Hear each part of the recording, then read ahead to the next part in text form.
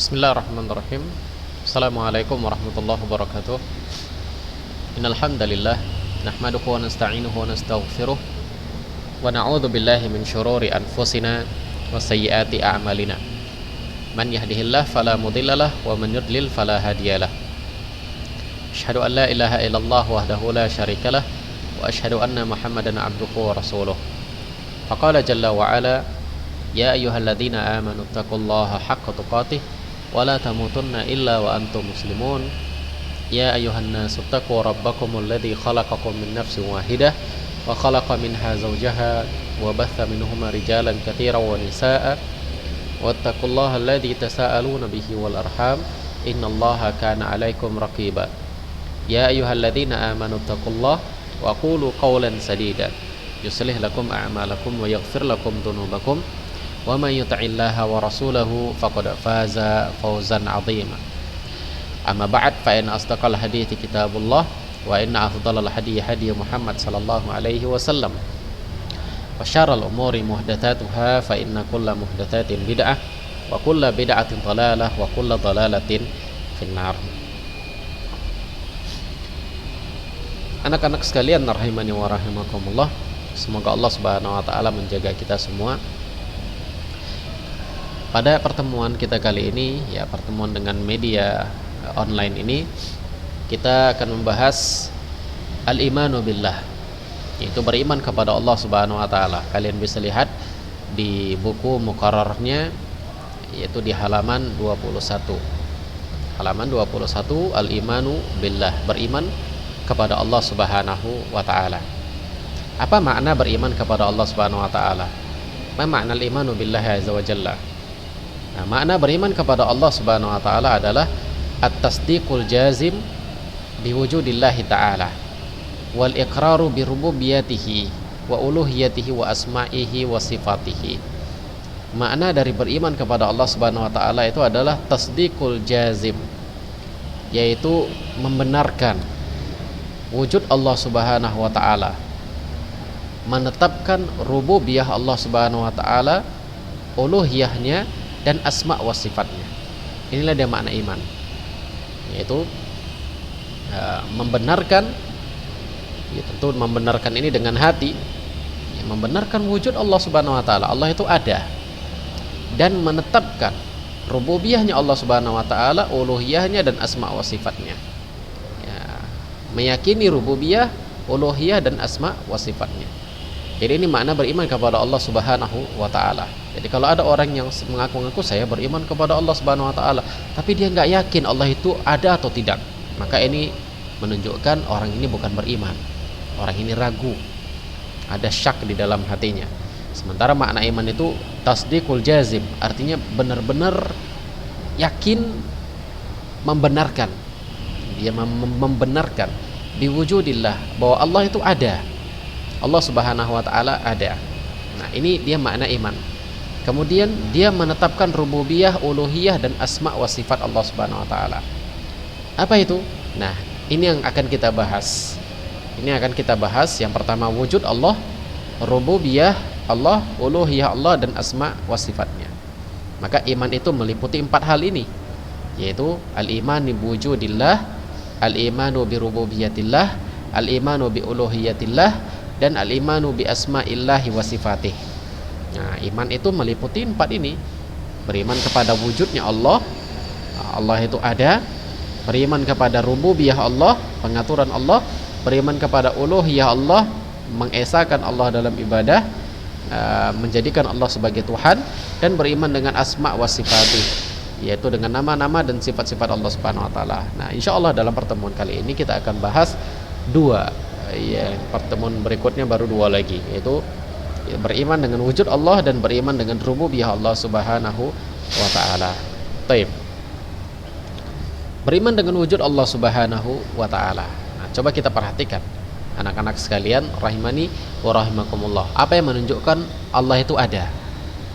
Nah, apa yang menunjukkan Allah Subhanahu wa taala itu ada? Allah Subhanahu wa taala memberi kita akal. Oleh karena itu, sebagai manusia kita harus mempergunakan akal kita untuk mengetahui Allah Subhanahu wa taala itu bahwasanya dia itu ada. Nah, orang yang menganggap tidak ada Tuhan seperti orang-orang ateis, maka hakikatnya ini adalah orang-orang bodoh yang Allah beri akal tapi mereka nggak gunakan akal mereka. Nah, apa yang menunjukkan Allah itu ada? Nah, di sini beliau penulis memberikan beberapa langkah. Pertama beliau katakan yang alif, yang menunjukkan bahwasanya Allah Subhanahu wa taala itu ada, ini adalah perkara fitrah. Fitrahnya manusia, fitriyun fil insan. Fitrahnya manusia. Umumnya semua orang pasti akan mengetahui, pasti akan mengakui adanya Tuhan.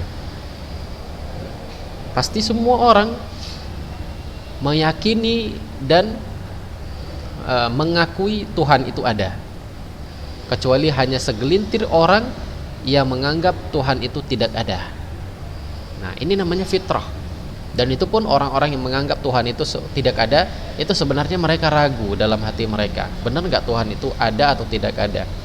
Jadi ucapan mereka mengatakan nggak ada Tuhan di muka bumi ini. Ya manusia itu jadi begitu saja, nanti mati ya udah selesai urusan, nggak ada lagi. Hakikatnya mereka itu ragu dengan apa yang mereka bilang, dengan apa yang mereka yakini. Jadi mereka masih karena kesombongan mereka mengatakan nggak ada Tuhan. Nah, ini yang menunjukkan Allah itu ada. Ya, fitrahnya manusia meyakini adanya Tuhan. Nah, Allah Subhanahu wa taala memberikan fitrah ini kepada makhluknya, kepada manusia. Dan inilah adalah sebuah keimanan. Keimanan awal manusia untuk meyakini Allah Subhanahu wa taala sebagai Tuhan. Nah, ini yang pertama. Dan juga kalau dilihat dari firman Allah Subhanahu wa taala, Allah katakan istaghisuna rabbakum fastajaba lakum. Kalau kalian minta tolong sama Tuhan, maka Tuhan akan memberikan jawaban. Allah Subhanahu wa taala pasti akan mengabulkan. Kalau kalian minta tolong sama Allah, maka Allah akan kabulkan. Ini yang pertama. Yang kedua, yang B atau yang ba, sudah diketahui secara bersama-sama bagi orang yang punya akal sehat. Dia pasti akan ketahui bahwa sesuatu yang baru pasti ada yang membuat. Sesuatu yang sebelumnya tidak ada pasti ada yang membuat. Handphone di zaman sekarang misalnya handphone. Apakah di zaman dahulu ada handphone? Gak ada. Di zaman Nabi SAW ada handphone? Gak ada. Sekarang ada di zaman kita ada handphone. Apakah handphone ini tiba-tiba begitu saja ada? Gak mungkin. Pasti ada yang membuat. Pasti ada yang membuat. Contoh yang lain misalnya kapal yang ada di tengah lautan terombang-ambing. Pas kita datangi ternyata nggak ada orang. Apakah kita langsung mengatakan wah kapal itu tiba-tiba sudah ada di tengah lautan? Nggak ada yang membuat, tiba-tiba aja ada begitu saja. Apakah mungkin? Tidak mungkin. Orang yang punya akal pasti akan mengatakan pasti ada yang membuat kapal ini dan ada yang mengendarai kapal tersebut sampai ke tengah lautan. Pasti ada. Nah, ini semua menunjukkan adanya yang membuat sesuatu yang baru, pasti ada yang membuat. Nah, itu sesuatu yang kecil malahan. Nah, bagaimana dengan dunia yang besar ini? Ya, ada bumi, ada tanah, lautan, udara, gunung-gunung, pepohonan dan yang lainnya. Apakah mungkin tiba-tiba begitu saja ada? Mustahil. Pasti ada yang menciptakannya. Huwallah. Itulah Allah Subhanahu wa ta'ala yang menciptakan seluruh makhluk. Sebagaimana Allah Subhanahu wa ta'ala katakan di dalam Al-Qur'an, am khuliqu min ghairi syai'in am humul khaliqun. Apakah khuliqu min ghairi syai'in, apakah mereka diciptakan begitu saja? Apakah mereka itu tiba-tiba nongol begitu saja, tiba-tiba muncul begitu saja? Am humul khaliqun, atau mereka yang menciptakan?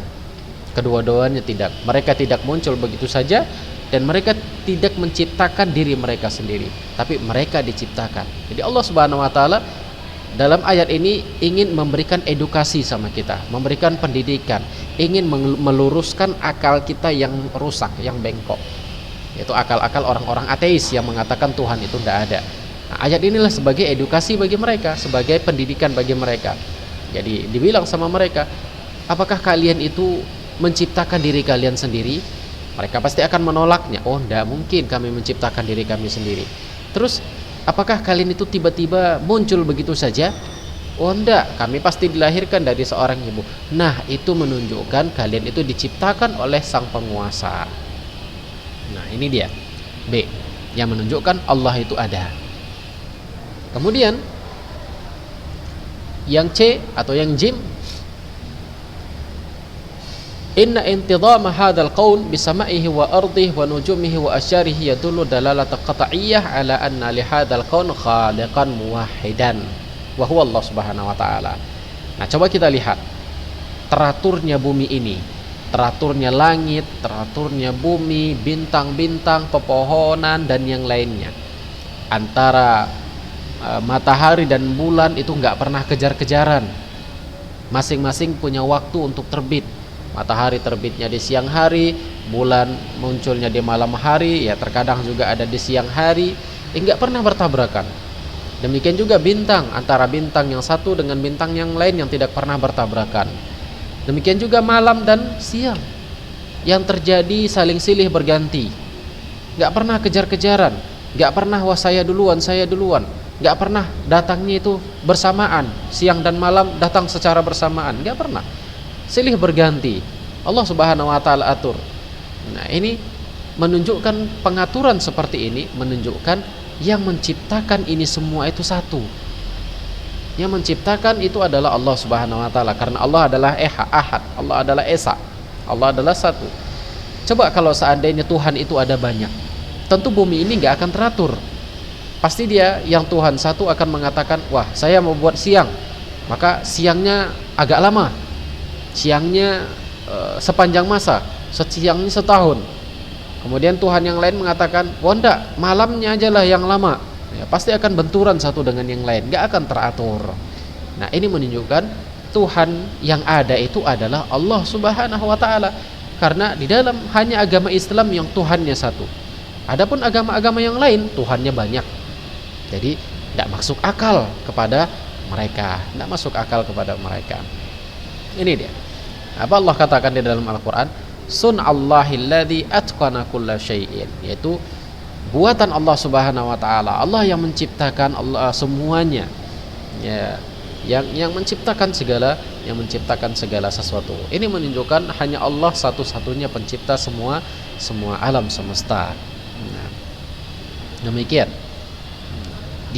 Dari ketiga penjelasan ini, yaitu yang pertama itu adalah masalah fitrah. Ya, semua orang pasti mengakui ada Tuhan. Hanya segelintir orang yang tidak mengakui ada Tuhan. Namun ini hakikatnya mereka sebenarnya sombong.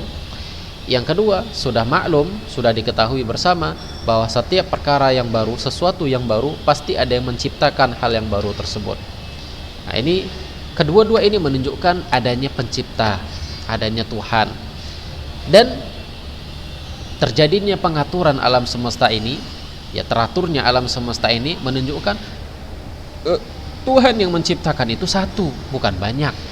Nah, inilah dia Allah Subhanahu wa taala. Karena hanya Islam yang meyakini Tuhan itu satu. Selebihnya agama-agama yang lain meyakini Tuhan itu banyak.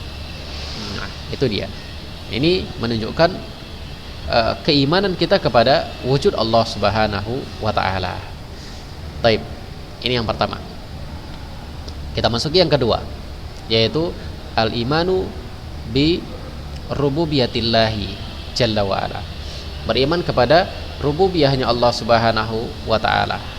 Apa makna beriman kepada rububiyah Allah Subhanahu wa taala?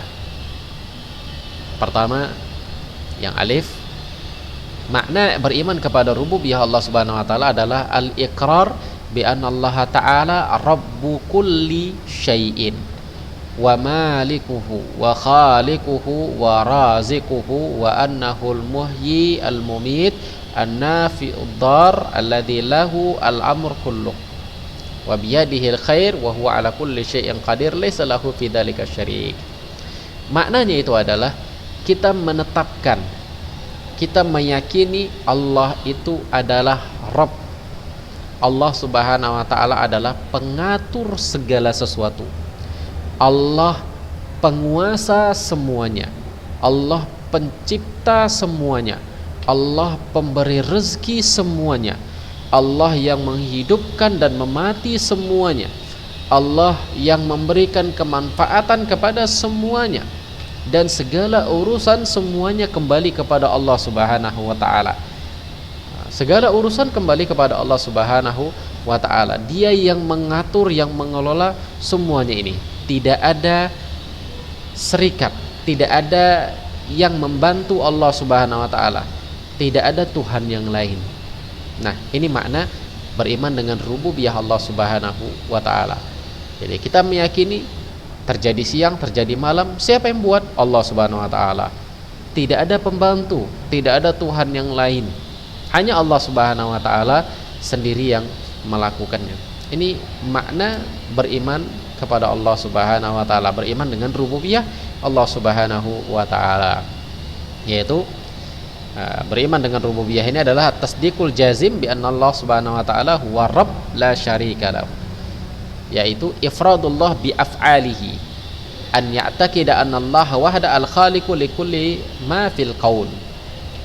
Yaitu beriman dengan rububiyah Allah Subhanahu wa taala ini adalah yang membenarkan bahwa Allah Subhanahu wa taala satu-satunya yang mengatur seluruh alam. Tidak ada yang membantu Allah Subhanahu wa taala, tidak ada syarik, tidak ada kesyirikan dalam masalah ini. Ya, tidak ada yang membantu Allah Subhanahu wa taala. Semua Allah Subhanahu wa taala yang mengatur segala alam ini. Yaitu kita meyakini hanya Allah yang melakukan dengan perbuatannya sendiri. Ya, tidak ada yang membantu Allah Subhanahu wa taala. Ustaz, bagaimana dengan malaikat? Nah, hakikatnya malaikat itu bukan melakukan atau mengatur alam semesta seperti malaikat yang menurunkan hujan, malaikat yang menjaga menjaga pintu neraka dan surga, atau malaikat-malaikat yang lain. Jadi mereka itu sebenarnya disuruh atau diperintahkan oleh Allah Subhanahu wa taala. Itu amal yang mereka kerjakan, amal yang mereka lakukan, perintah Allah Subhanahu wa taala. Adapun mereka bisa melakukannya, ada malaikat yang menurunkan hujan, ada malaikat meniup sangkakala, ada malaikat yang tugasnya ini dan itu. Mereka bisa melakukannya karena Allah Subhanahu wa taala juga, karena Allah yang membuat mereka mampu. Kalau bukan karena Allah, mereka tidak akan mampu untuk melakukannya. Maka semuanya itu diatur oleh Allah Subhanahu wa taala. Jadi iman dengan rububiyah ini adalah kita meyakini bahwasanya Allah Subhanahu wa taala satu-satunya yang menciptakan semua alam semesta ini. Ya, semua alam semesta, baik alam kita, alam bumi, alam jin, alamnya malaikat dan yang lainnya. Allah katakan di dalam Al-Qur'an, Allahu khaliqu kulli syai'in. Allah yang menciptakan segala sesuatu. Allah yang menciptakan segala sesuatu. Allah yang memberi rezeki kepada semua makhluk. Allah katakan, wa ma min dabbatin fil ardi illa 'alallahi rizquha. Dan tidaklah ada binatang melata di muka bumi ini melainkan Allah Subhanahu wa taala yang memberikan rezeki. Jadi jutaan jumlah semut yang ada di lubang rumah atau di lubang tanah, maka tidak ada satupun yang tidak mendapatkan rezeki, melainkan semua diberikan rezeki oleh Allah Subhanahu wa taala. Ini makna beriman dengan rububiyah Allah Subhanahu wa taala. Ya, ayat yang lainnya menunjukkan beriman dengan rububiyah Allah seperti Allah katakan, lillahi mulku samawati wal ard wa ma fihinna. Bagi milik Allah Subhanahu wa taala kerajaan langit dan bumi ini dan apa yang ada di antara keduanya. Demikian juga firman Allah yang lain, alhamdulillahi rabbil alamin, segala puji bagi Allah semesta, Rabb semesta alam. Nah, ini menunjukkan makna beriman dengan rububiyah Allah Subhanahu wa taala. Ya. Yang kedua, menetapkan bahwasanya Allah Subhanahu wa taala qarrarallahu taala infiradahu bi rububiyah ala jami'i khalqihi. Allah menetapkan dirinya sendiri. Ya, Allah sendiri yang mengatakan kalau Dia yang mengatur seluruh makhluknya. Ya, Allah sendiri yang mengatakan kalau Dia yang mengatur seluruh makhluknya. Allah sebutkan di dalam surah Al-Fatihah yang sering kita baca, yaitu alhamdulillahi rabbil alamin, segala puji bagi Allah yang mengatur alam semesta. Nah, Allah sendiri yang mengatakan dirinya yang mengatur alam semesta. Nah, kemudian yang berikutnya Wa qad fatarallahu khalqa 'alal iman bi rububiyyatihi. Allah sudah memberikan fitrah, dan lagi-lagi ini fitrah yang Allah berikan kepada manusia, kepada makhluk, bahwa mereka itu beriman dengan rububiyahnya Allah, termasuk orang-orang musyrik, orang-orang kafir, orang-orang musyrik Arab di zaman Nabi SAW. Mereka beriman dengan Allah Subhanahu wa taala, beriman dengan rububiyah Allah Subhanahu wa taala. Sebagaimana Allah katakan di dalam Al-Qur'an, "Qul man rabbus samawati sab'i wa rabbul arsyil 'azim, sayaquluna lillah, qul afala tattaqun." Allah katakan, wahai Muhammad, coba bilang sama orang kafir Quraisy itu, siapa yang mengatur langit yang 7? Siapa yang mengatur arasy yang besar? Mereka pasti akan mengatakan Allah. Terus katakan lagi sama mereka, kenapa kalian tidak bertakwa? Nah, ini Allah Subhanahu wa taala yang ingin membuka wawasan orang-orang kafir. Ya, bahasa enaknya bahasa kita. Coba bilang sama orang kafir itu, siapa yang menciptakan langit, yang menciptakan bumi, yang mengatur langit, ada siang, ada malam, ada hujan, ada panas, ada musim salju dan yang lainnya. Dan siapa yang mengatur arasy yang lebih besar dari langit, dari bumi, yang makhluk yang paling besar? Ya. Mereka pasti akan bilang Allah. Lah, kalau kalian mengakui Allah yang mengatur, Allah yang menciptakan, Allah yang memberi rezeki, kenapa kalian gak nyembah Allah saja? Kok nyembah yang lain? Nah, ini bahasa kitanya. Jadi ternyata orang-orang kafir di zaman dahulu mereka beriman dengan ini semua. Mereka meyakini Allah yang menciptakan, mereka meyakini Allah yang memberikan rezeki, mereka meyakini Allah Subhanahu wa taala yang mengatur segala alam semesta. Ini dia. Dan ini dari tauhid rububiyah. Kemudian yang D atau yang keempat, inna jami'al kaun bisama'ihi wa ardihi wa kawakib wa nujum wa syajar wa ins wa jinnih kullihi khati'un lillahi ta'ala.